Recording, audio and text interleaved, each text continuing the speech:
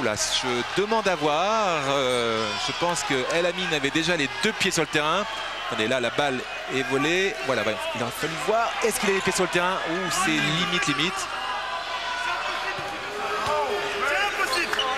En tout cas, la défense de Reed est fantastique. Oui, on définitivement que le monde. Ah ouais, mais il fait une défense depuis le début de la deuxième période remarquable. Avec sa pique. Je peux vous dire qu'il s'applique. Là, il se retrouve à NBA là. Ah ouais, non, vraiment, là, voilà. Et là, il a été pris de vitesse et ça lui plaît pas. Il a fait faute, il n'est pas content de cette sanction de l'arbitre. Troisième faute, pardon, pour J.A. Reed, qui essaye aussi d'influencer un petit peu, de mettre un peu de pression sur les arbitres. Ouais, il prétend avoir frappé sur la balle. Pas impossible. 56-47. À ce niveau-là de la raquette et de l'intensité physique, je crois qu'il faut laisser un petit peu jouer. Ça c'est bien joué. Il était ouvert, il aurait dû shooter. Et Morland, encore une fois, un tir ouvert. Et il le réussit. Oh là là là là. Mais ce match vraiment est très plaisant, très ouvert. Tel qu'on le prétendait. Et qu'on l'attendait. Ouvrez grand vos oreilles. Morland qui devient bien sûr le meilleur scoreur de son équipe avec 15 points, 4 sur 5 à 3 points.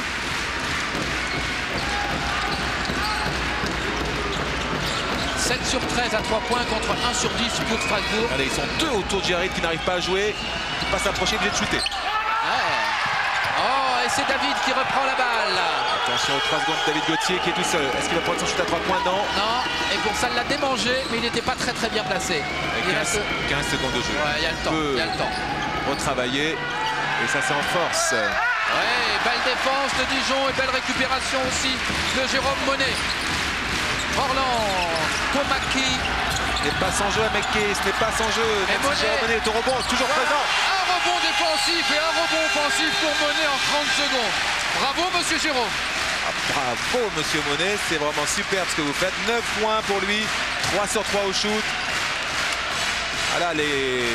Ah oui, 30 secondes entre 2 rebonds, un défensif et un offensif. Bravo.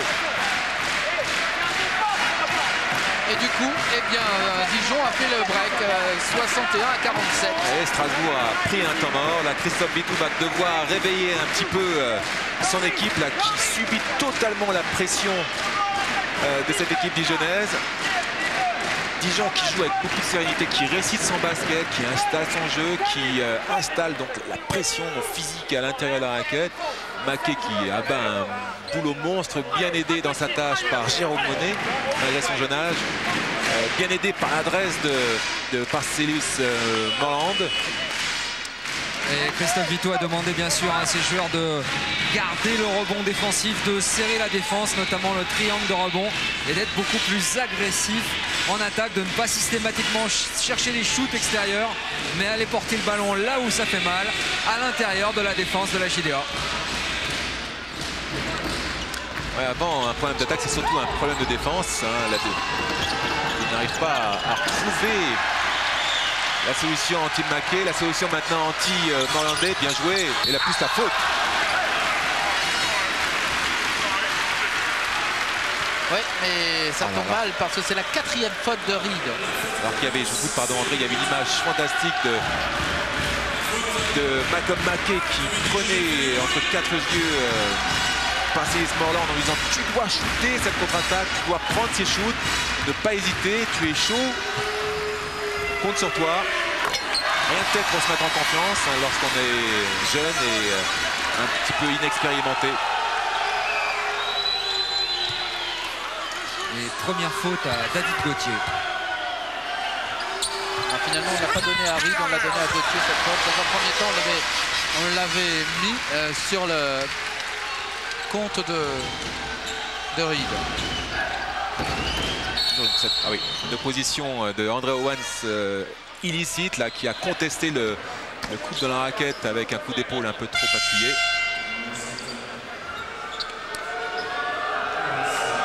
Sortie de Frédéric Forté pour Strasbourg et rentrée du numéro 12, Steven Rogers. Ah oui, il y a déjà 2 lancers francs à shooter, puisque l'équipe de Dijon a 5 fautes d'équipe. Chaque faute dorénavant sera sanctionnée de 2 lancers francs. Le premier est réussi, il reprend sa marche en avant, ce cher Cornel David, avec 11 points.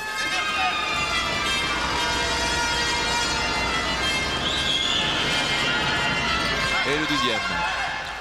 63-49. Belle avance encore en faveur de Dijon à la marque. Attention, il y a un changement de défense côté strasbourgeois avec une défense, vous voyez, 2-3.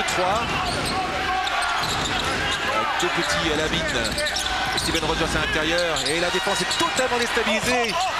Le rebond, on n'en parle pas, il est inexistant côté Strasbourg. Et Morland n'a plus qu'à rappeler un nouveau système de jeu et on retravaille. On fatigue cette équipe de Strasbourg là qui tente maintenant un petit peu tout pour le tout. Il faut trouver une solution à cette pour déstabiliser cette belle mécanique dijonnaise alors que Jérôme Monet continue son festival. On peut parler de festival maintenant. Ah oui, Jérôme Monet 13 points, c'est le meilleur marqueur de son équipe avec Morland 15 points. Et au rebond, alors là, il est aussi présent, il avait avec 3 rebonds. Attendez, on parle de Monet, mais son record de saison est c'est de 18 points à Gravelines. Donc on sait que ce joueur a du talent, il est capable de marquer des points, il le prouve ce soir. Moi je le découvre ce joueur tout simplement. Et il est très surprenant. En tout cas très utile à son équipe, très efficace. Lamine qui fait un petit peu trop le shoot, qui garde trop le ballon. Regardez comme l'équipe de Strasbourg n'a pas de liant. Faute sur David Gauthier qui aurait dû marquer ce panier.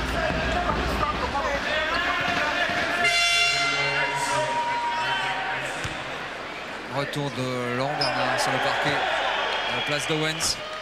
Alors paradoxalement, on est en train de se dire des choses pas très sympas entre Malcolm Mackay, j'arrive toujours pas à prononcer, et Ige, et donc Radek Ige. Un petit problème, une petite mésentente au niveau de la défense. Là, l'un et l'autre rejetant sur l'autre la responsabilité de ce panier, de cette faute.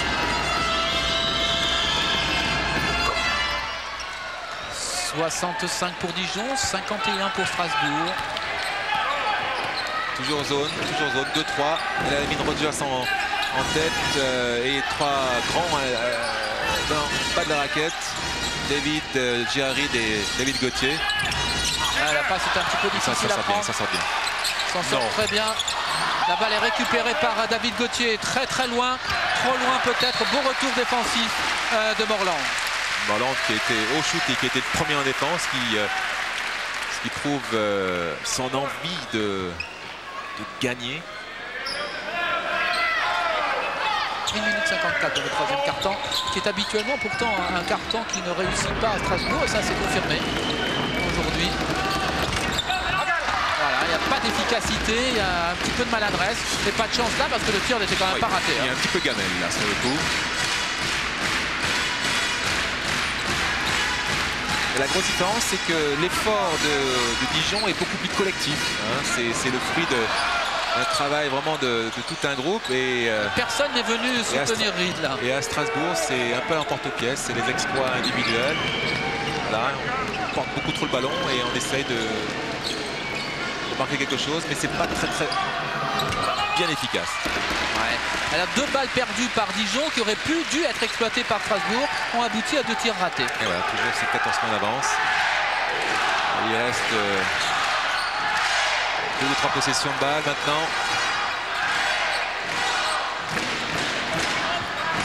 C'est court, très court. Très court et au rebond, faute de Malcolm Mackay. Ah non, ils ont donné une faute donc à David Gauthier qui s'était un petit peu aidé du bras pour empêcher Malcolm Mackay de monter au rebond. Quelle présence de Malcolm Mackay là qui nous fait un gros match, hein. 8 rebonds, 14 points. Vraiment, il est incontournable. Et Bruno Ham pour la JDA, de retour sur le parquet pour gérer les 52 secondes restantes dans ce troisième quart-temps. Il n'y a pas de temps mort. L'erreur de la tête de marque, il n'y aura pas de temps mort. Là, on fait rentrer 3 petits joueurs côté Dijon là, pour encore plus déstabiliser cette équipe de Strasbourg et surtout profiter de l'adresse extérieure de Morland, de Bernard et de Ham. 24 secondes, attention à la possession sur les 52 jours restants. Et toujours une opposition entre Frédéric Forté et Bruno Ham. Ils doivent en être à leur 50e ou 100e match l'un contre l'autre. Compte plus, je crois qu'ils doivent se connaître par cœur. Ah oui. Il va falloir ajouter 5 secondes, on a le temps. Il va chercher la faute peut-être. Il y va, attention avec sa main droite. Mais non, il a quand même pris sa main gauche. Il a quand même, oui, alors là... Faut pas oublier que Laurent Bernard est gaucher. J'étais étonné qu'il y ait main droite et au dernier moment, vous allez le voir, hop, la main gauche a pris le dessus. Assurons, messieurs, assurons. Et voilà Laurent Bernard formé au cercle du Fleury-les-Aubrais. Une équipe de tradition de formation aussi, avant d'aller à Tours pour jouer au plus haut niveau. Et depuis longtemps, depuis une dizaine d'années, plus même. Ouais, c'est le pire qui pouvait arriver à Strasbourg là, cette fin de troisième quart-temps là. 2 points plus la faute, un lancer franc. Et voilà, les voilà refoulés à 17 points de retard. Ça tourne toujours pas. Entre Rogers et Reed, entre McKay et Reed, je veux dire, c'est vraiment très chaud. Reed le voilà, il n'est pas à droit aujourd'hui, c'est sûr. Il faut que ce soit David Gauthier qui se bat. Vraiment qui se bat, vraiment. Très bel effort de David au rebond. Et une défense encore. C'est gourmand, c'est fini. Ouais. C'est fini à la fin du troisième quart-temps. Avantage très net pour Dijon, 68 à 53. En tout cas, ce qui est clair, c'est que Dijon, en tout cas Alain Tiné, a parfaitement étudié le jeu intérieur de J.A. Reed. Il l'empêche totalement de déployer ses mouvements, des mouvements qui ont fait sa réputation, notamment en NBA à l'époque et en Europe après. À Paris, il faut ne citer que ces clubs-là.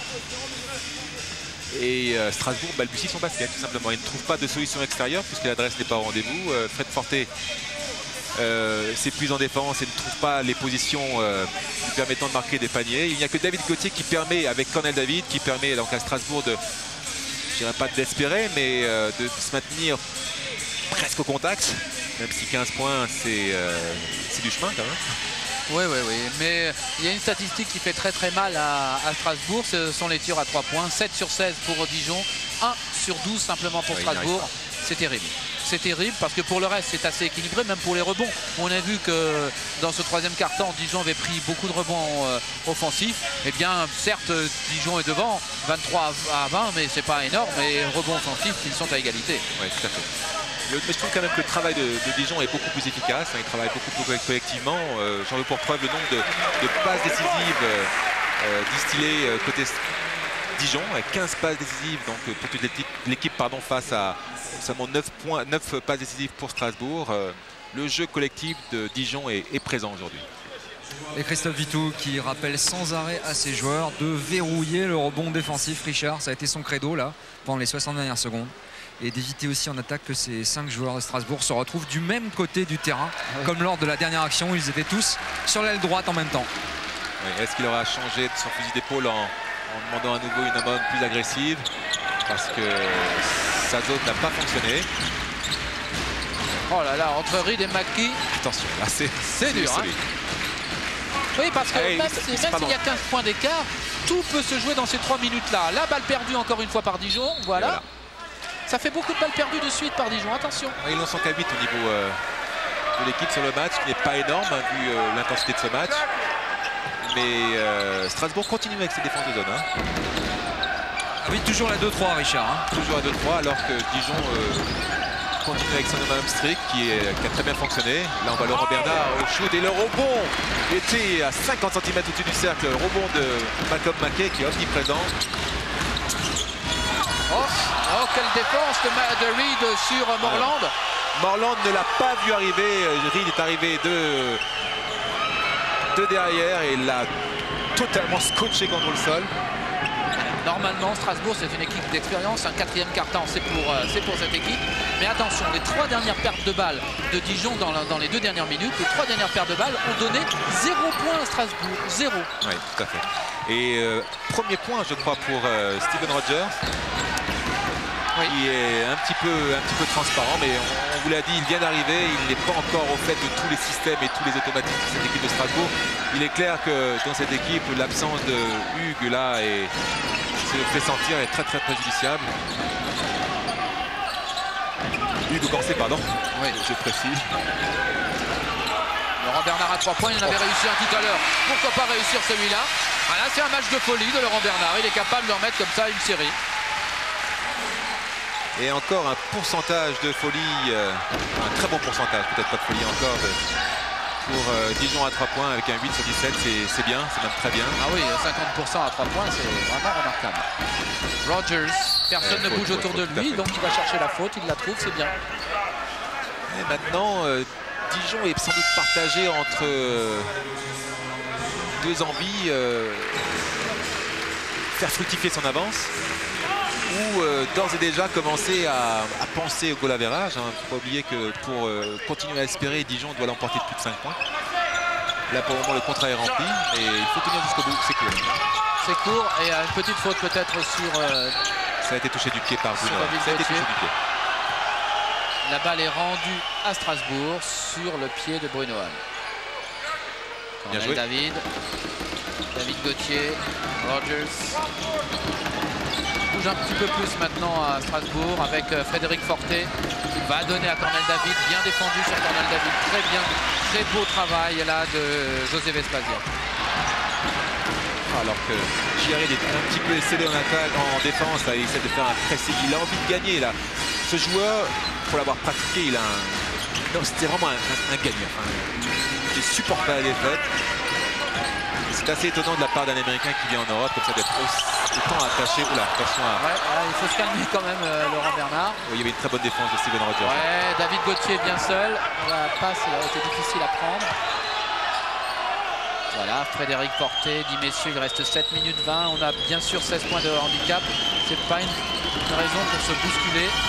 On va essayer de bien jouer, de chercher à l'intérieur. Il ne s'en sort pas. Alors côté Dijon, on ralentit un petit peu le jeu maintenant, regardez. On laisse Strasbourg s'épuiser en défense, au pressing. Bruno Hamm est là pour ça. Bien joué Laurent Bernard. La défense a totalement explosé là. Fixation. La zone est totalement déséquilibrée.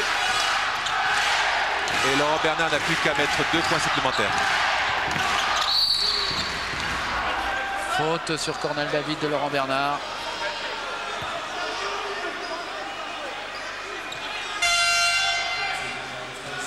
McKay n'apprécie pas. Ah, il n'aime pas sortir, André, je confirme. Hein, et c'est Jérôme Monet qui va remplacer Malcolm McKay. Et côté strasbourgeois, retour sur le parquet de Jérôme Schmitt, 20 ans, 2,05 m, le jeune numéro 13 de Strasbourg.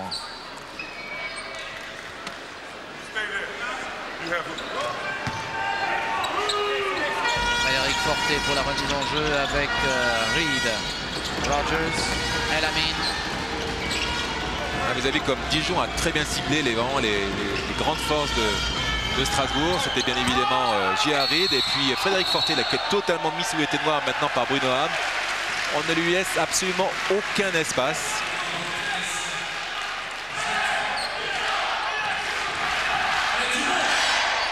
Et Strasbourg ne trouve pas, c'est le point offensif. ne trouve pas de solution. Ouais. Absolument aucune solution. Ne trouve pas de joueur capable de sortir de sa boîte et d'apporter sa pierre à l'édifice. Là, c'est...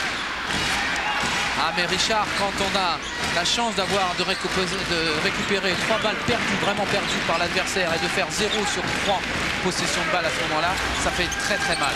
Psychologiquement, on n'en profite pas et les autres sont rassurés bien sûr. Voilà, ils sont repassés en homme. Maintenant, il faut tout jeter ses forces dans la bataille. Vraiment, il faut tout donner, plus compter. Ah bien, c'est bien joué. Voilà. Il est gaucher, attention.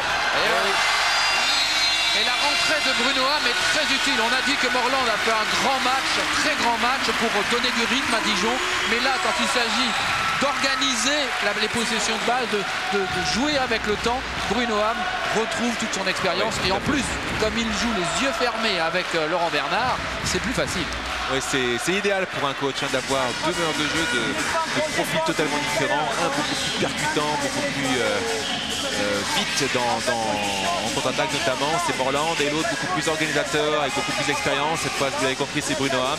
Eh bien, on peut alterner le fil de son jeu, proposer des séquences très véloces, très rapides, très percutantes et alterner avec des séances beaucoup plus organisées, beaucoup plus posées. Et ça, Bruno Hamm, il sait parfaitement faire.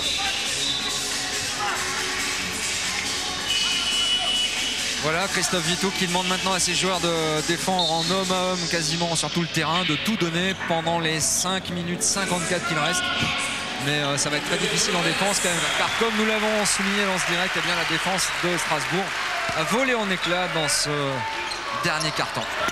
Paradoxalement, regardez ça, c'est Dijon qui monte d'un cran encore son niveau de défense. Là, ils font pratiquement, ils font pas rentrer bien sur le ballon, mais ils prennent chaque joueur 3 quarts de terrain, faute offensive de Giarri, qui a posé de manière un peu totalement illicite un écran. Ah oui, ça c'était un écran musclé. Oui, un écran en mouvement, on va dire. Hein. Ça c'est du cinéma qui bouge. Hein. Mouvement au poil, quand il pose un écran, vous sentez passer. Là c'est quand même bien définitivement la 4e faute de Reed. Alors qu'il reste 5 minutes 30 à jouer, qu'avec 20 points d'avance, Dijon pourrait penser que l'essentiel est fait, et même surtout cet avantage de 6 points qu'il faut à tout prix à Dijon pour reprendre l'avantage sur Strasbourg en ce qui concerne le classement. Reed, la balle est rendue à Strasbourg, alors que sur le coup José Vespasien a dit mais ce n'est pas moi qui ai poussé la balle, c'est Monsieur Reed. Regardez le ralenti, là c'est vrai que JR a la main sur la balle, regardez, hop là. Ah, on va voir ce qui se passe après. Et le ballon est volé, la contre-attaque est partie. Bruno Vespasien va peut-être claquer à ce match. Il a un petit peu peur, mais c'est bien, 2 points supplémentaires. 77 à 55, les choses paraissent bien engagées pour Dijon. Et plutôt mal pour Strasbourg, par voie de conséquence. Reed n'a pas été au niveau qu'on attendait de lui. Voilà, maintenant il revient sur le tard. Il vient avec Panier à 3 points, il est capable de shooter à 3 points, mais au tout début, JR joue toujours pour l'équipe. Vous savez, il applique à être les consignes de l'entraîneur, et puis après, il essaye de faire parler un peu son expérience et son talent. Voilà. Vespasien, c'était difficile. Bruno Ham. Oh là. Ça y est, JR a laissé tomber. On va voir. Déjà un premier coup de coude sur Frédéric Forté, on le voit. Ouais. Après, on va voir, je ne sais pas si on va voir la faute derrière. Là, on a vu le tir raté. Et Frédéric Forté qui souffre encore de son coup de coude à la mâchoire. La faute, donc voilà la première faute sur Frédéric Forté. La faute sur le coup à Rogers.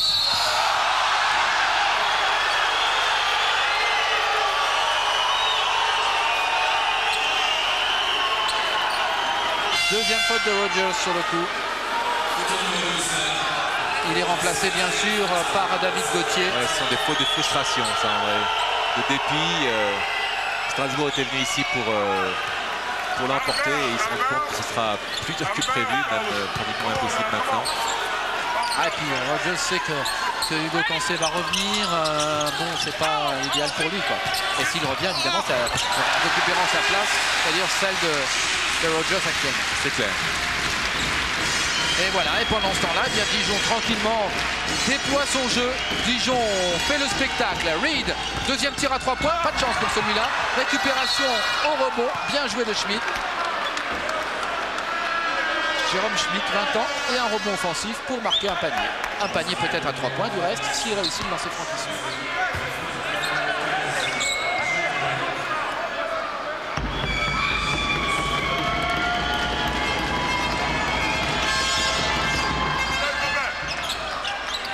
« 79 à 61, toujours en faveur de Dijon, bien sûr. Bruno Ham, avec Vespasien, Monet, belle défense là de Schmitt. On a le temps.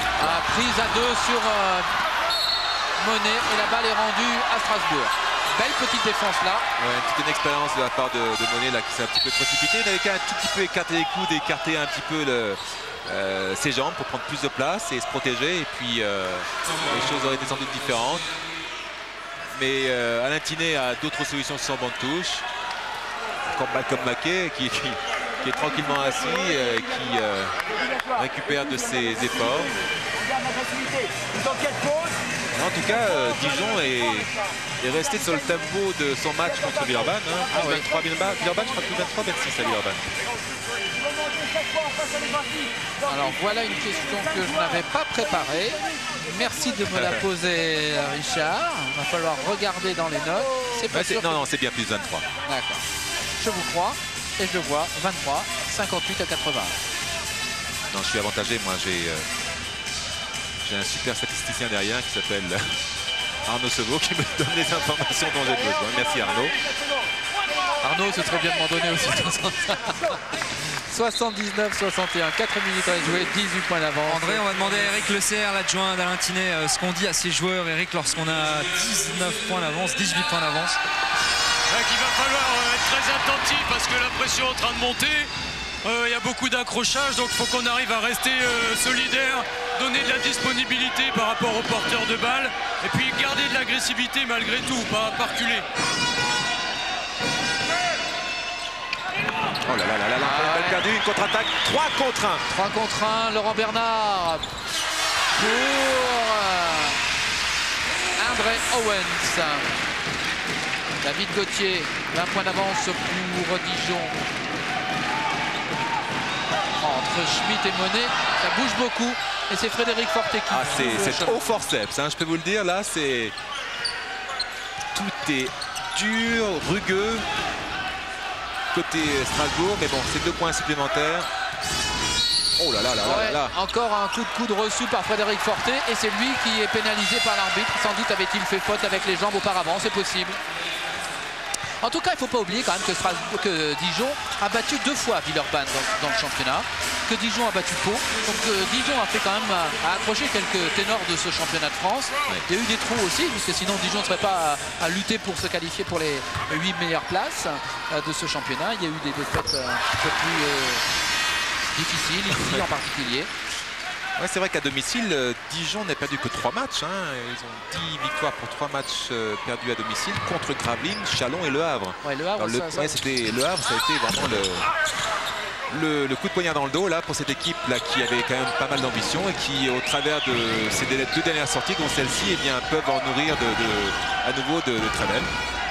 Ouais, il faudra sans doute gagner à Nancy pour espérer rentrer dans les 8 meilleurs. Mais comme Nancy est une équipe qui tourne bien, le vainqueur de la dernière Coupe Corach de l'histoire. Là, j'ai besoin de passer un tout petit peu. Là, je ne sais pas si on dira ralenti, mais tout à l'heure, on a vu Frédéric Forté prendre maintenant des positions en poste bas, créer la fixation pour servir le pivot, alors que José Vespasien sort pour 5 fautes. Mais qu'il est très content et qu'il est acclamé par ses partenaires sur le banc de touche. Lancé franc court de Schmitt. Côté Schmitt. 82-63.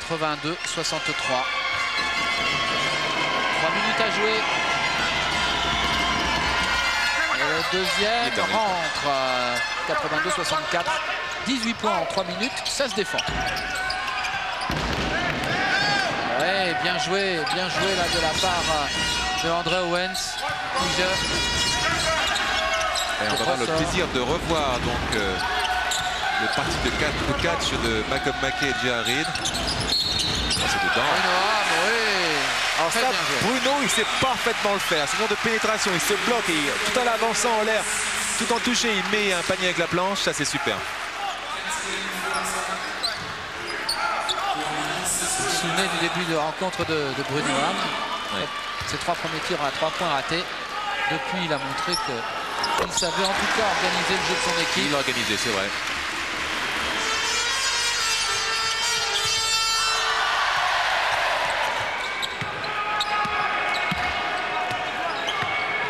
Les meneurs dijonnais qui auront dominé donc les meneurs strasbourgeois. Oh là là. Ah ouais, ça bouge beaucoup. Ça chicote à l'intérieur.